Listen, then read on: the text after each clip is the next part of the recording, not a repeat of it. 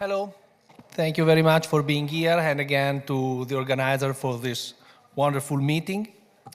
Okay, I'm here to describe this tool that's called BMOL, that stands for Biomedical Object Librarian.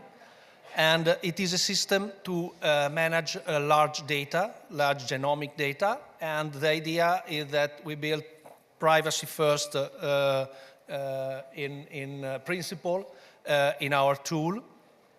And that's the most important slide of all the presentation. If you get out of this room with just a couple of ideas, these are the two key ideas behind the design of the system. We separated two phases of the data process, namely the archiving phases from the analysis phase, and we used to trade storage duplication, so wasted space in a sense, for better data management. And second key idea is that the only authorization mechanism is having the rights to access the data because you are a data processor for that kind of personal information. By the way, the system is currently in an ongoing pilot project with the University of Turin. That's not related to genomics data, but they are large data nonetheless because they are medical images and they can get quite large. So, a little bit of history. In the last 20-25 years, we had some revolution. 3 of them are of interest for our case. The first is the so-called next generation sequencing revolution. And what's sequencing? Sequencing is a process through which you get a sample of biological tissue, blood, whatever, and applying a physical process that's done by a machine, you read many times the sequence of the genomes, and it could be the genome of a person, of an animal, of a plant, virus, bacteria, whatever. And since this process makes errors, you read the same sequence a lot of time. So if you read the sequence only a couple of times, you may read in a certain position, I don't know, an A and a C, you don't know which base it is. If you read it 100 times and 90 times it's an A and 7 times it's a C, and etc., you have a quite good confidence that you indeed have that base in that position. As you can see, that's not important what exactly the application are, that the output of this process can go from 60, 100 megabases. You can think as a base as a byte to quickly convert this in storage terms that you know. But for example, a whole human genome with greater coverage can easily get into the 10 of gigabyte size. And that's a real revolution. The first human genome project got the sequence of the genome of one man with 50 million of dollars of expenses, and now the cost of the same analysis is down to $200 or $300, and it's always getting better, cheaper as time goes by. As you saw before, this data can get quite large pretty soon, but we have been helped by this other revolution in this, that the trend of the cost of some kind of storage over the last 20-25 years. And as you see, again, that is a logarithmic scale. So the costs went down of many orders of magnitude. The third revolution is not technical, is law, it's regulation. We got privacy laws. Privacy laws, that definition from the GDPR, clearly state that genetic data are personal data and they are processed within a special category, because if you happen to belong to Article 9.1, you are automatically subject to having an impact assessment anytime you build a software, a system to analyze data. And this means that you have some more stuff to do that you didn't have if you had not privacy regulation in place. With this kind of data, you may create amazing amount of value in terms of drug research, clinical research, personalized medicine, but even in other fields. Paleoarchaeology, I was talking about paleoarchaeology with one of the other speakers yesterday. And how do you extract this value? You do that by running software. Bioinformaticians call their software pipelines. Pipelines is a often quite complicated piece of software that may run for a lot of time. Why does it take a lot of time? Because it could do a lot of computation, and also because the data is large. And if you have to compare a lot of stuff that takes a lot of gigabyte, terabyte together, that's expensive. And by the way, if you want a software to run fast, you better have it run on fast storage. But fast storage is not cheap and not so big. So we have two requirements that are in conflict one with the other. Another conflict is given by privacy itself. If you want to analyze data, you want to access the data in a simple way, and the usability and security issues are often in conflict. But that was already well known because it is a stance of one of the 12 networking truths.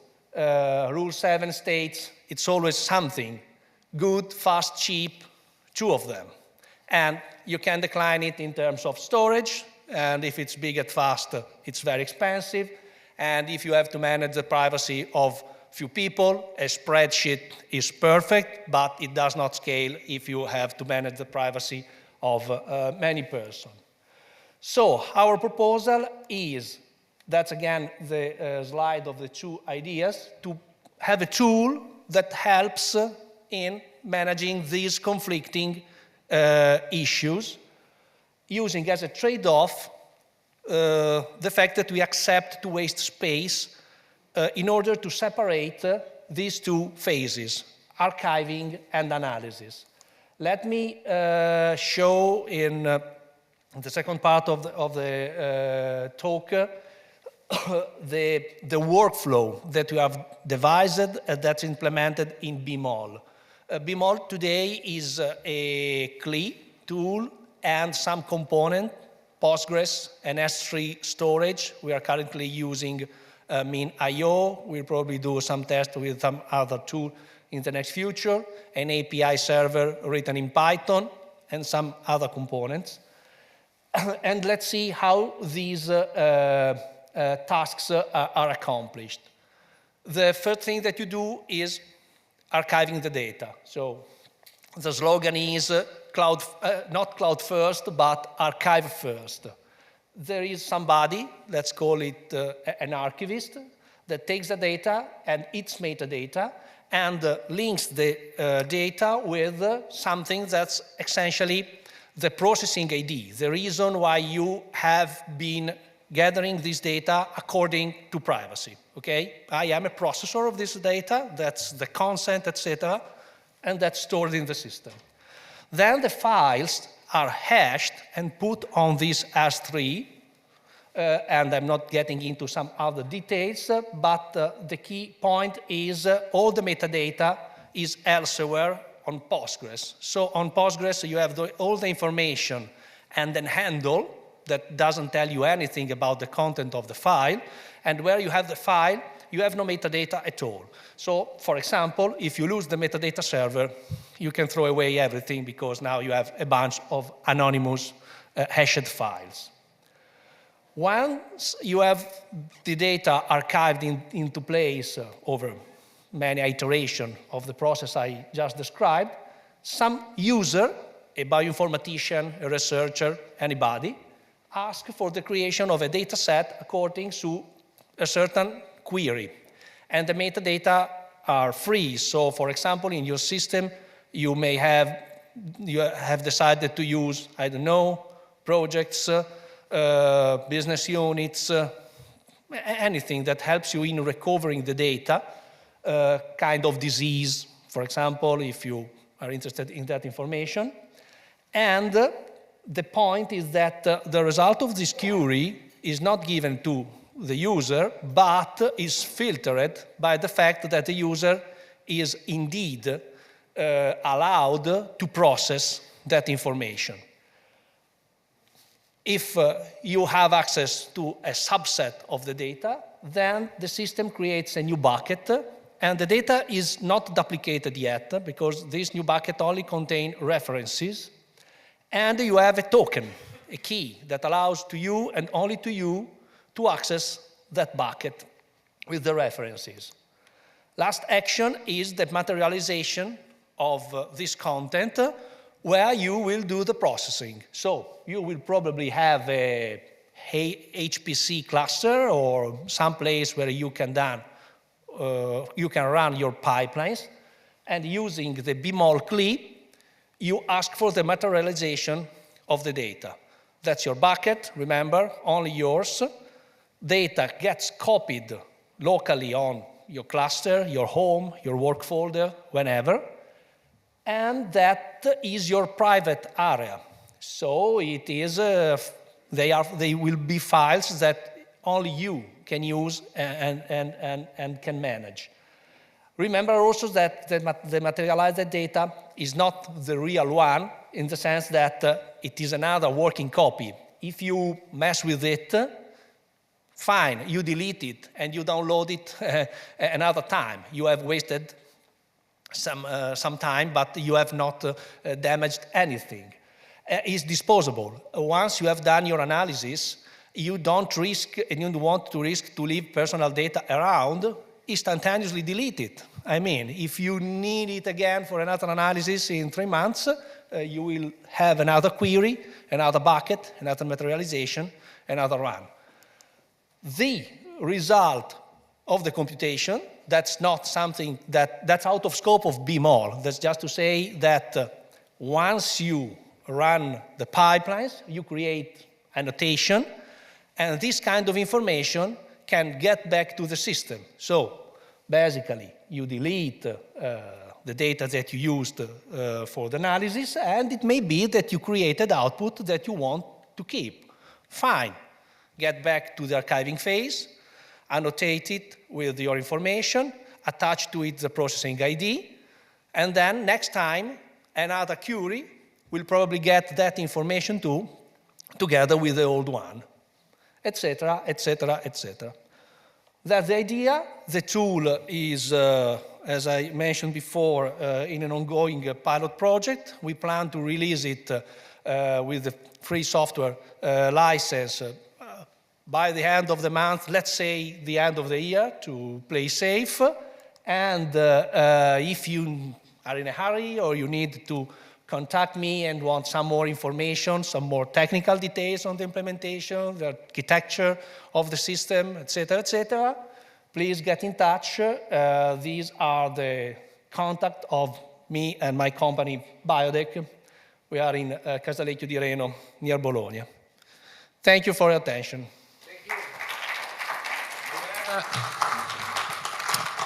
Any question? Yes, please. Hello, thank you for the presentation. The only question that I have is regarding the last part of the annotations. Yep. Because essentially, let's assume that there are two people with the same bucket, they would be probably 2 separate buckets, but of the same with the same type of data. content, let's Yeah, say. exactly. Okay. How is the potential conflict in terms of annotations being managed in this type of system? The system is agnostic, so that kind of conflict must be managed by the people, by the institution that uses the system. It's like, how do you manage conflict in updating the same row in a database? It happens, and it can be that the second overrides the first, but we are the database, we are agnostic. We don't know which policy do you want to implement. So since the metadata aspect is where you basically will have something that's very specific for your company, for your institution, you may have safeguard like having versions and keeping track of the history of how we annotated this FASTQ file, for example, over time, and then you will have what was done by researcher A, B, C, etc., etc. But that's, let's say, out of scope. That's how you decide to concretely use the system, not some built-in machinery that helps you in managing the conflicts. Time to market? When you are ready to... Oh, well, the pilot is already in place, and as I mentioned, we think that by the end of the year, the code will be available. So I'm asking to people that may be interested in or think that they have a use case because they have personal data that gets quite large, and who knows, perhaps BMOL may help them to get in touch with us. So if we get lazy, we will hurry up with releasing the code. But our plan is to do that at most by the end of this year. So a couple of